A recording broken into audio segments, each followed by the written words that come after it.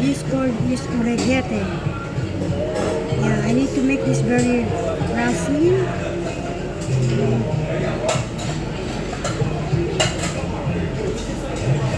I need to make this one by one.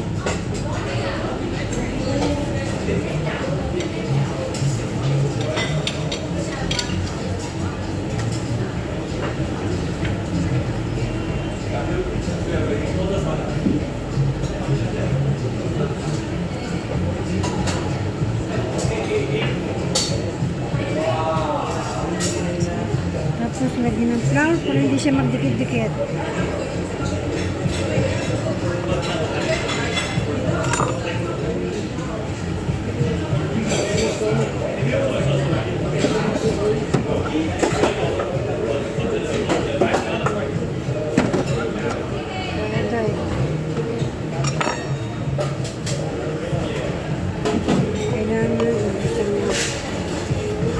Kailangan isa-isa.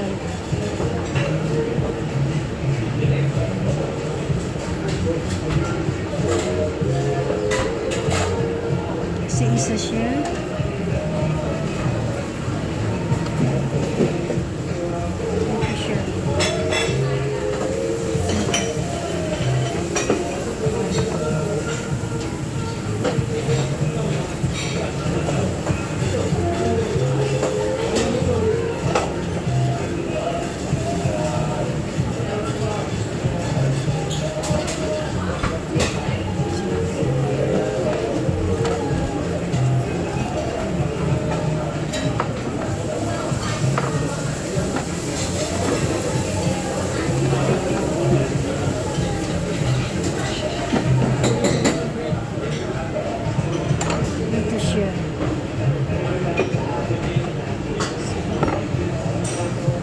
Ito siya.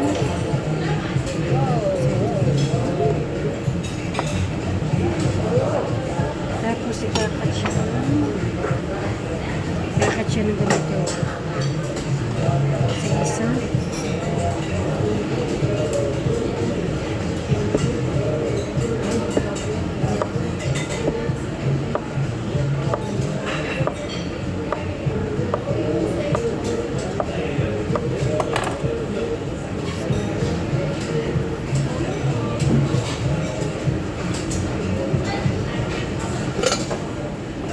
Ito yung nakating marami kanina.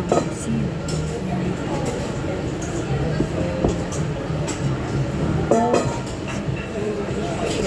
Pag gumagawa ka ng ganito, kailangan walang gloves.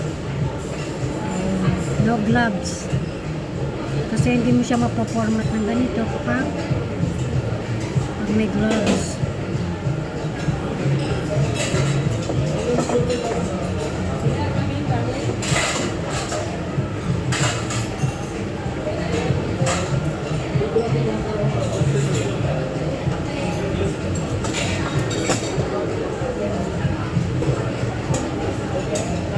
Ganito siya.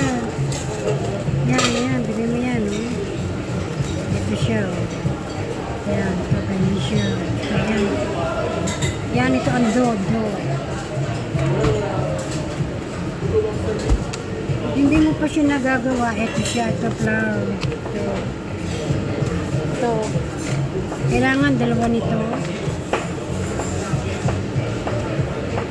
Tapos, salt.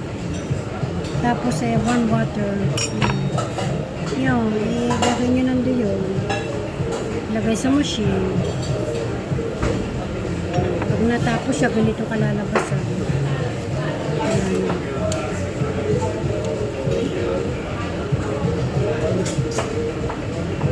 Ayan. Tapos, irorolling nyo ng ganyan. Mahabang proseso. Mahabang proseso bago nyo magawang ganito. Ang tawag dito, oregete. Italian, oregete.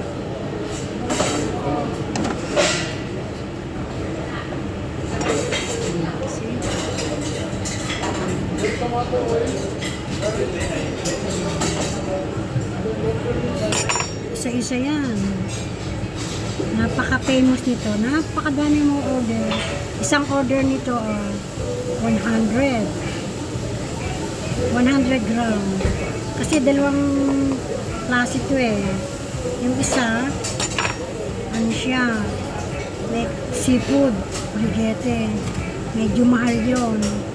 120 naman ang gram noon. Kaya ako maraming ginagawa nito.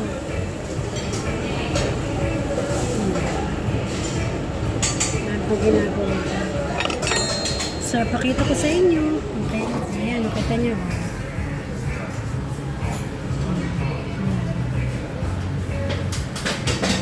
Dami, no? Ayan, o. Ayan. Ayan, ayan pa. Kailangan takpan ko siya ng wet towel. Yan. Tatakpan ko siya para hindi sila tumigas. Ayan. O, ayan. Ayun, busy sila, oh.